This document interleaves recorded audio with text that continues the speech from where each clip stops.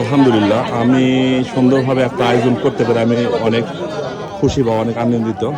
এটা সবাই আমার গ্রামবাসী আশেপাশে একটা ইফতার মাহফিলের আয়োজন করেছিলাম আমার বাবা মার জন্য বা আত্মীয় স্বজন যারা মারা গেছে সবার উদ্দেশ্যে।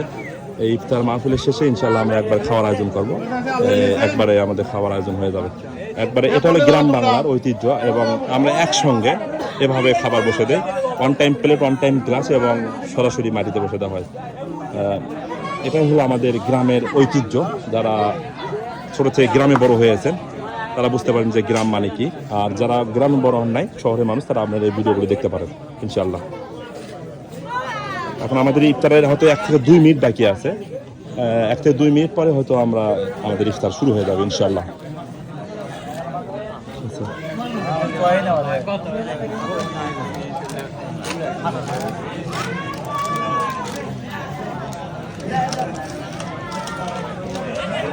ইফতার শেষেই আমাদের খাবার আছে, ভাত আছে, মাংস আছে, গরু মাংস আছে, মুরগি মাংস আছে এবং আমাদের বগুড়ার বিখ্যাত আলু ঘাটি আছে।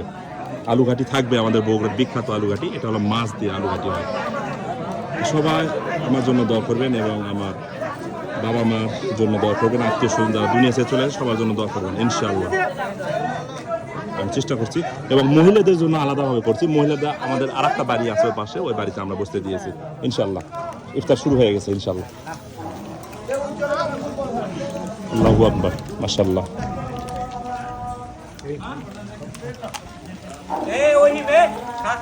স্টার প্লেট, এগুলো স্টার প্লেট দিয়েছি।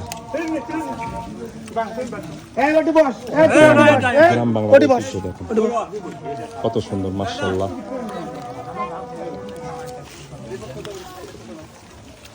এটা কি ছিল?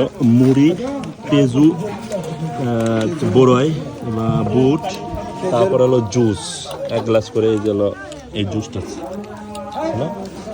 সর্বোচ্চ চেষ্টা করছি। এবং লাস্টে ভাত আছে, আলুর ডাল, আমাদের বগুড়ার বিখ্যাত সেই আলুর ডাল।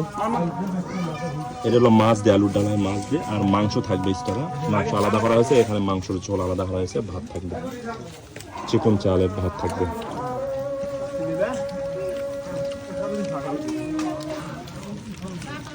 আমি আবারও বলতেছি, মহিলাদের জন্য আমাদের আরেকটা বাড়ি, পাশে বাড়ি, ওই বাড়িতে আমরা বসতে দিয়েছি। ভালো থাকবেন, ইফতার নিয়ে ব্যস্ত।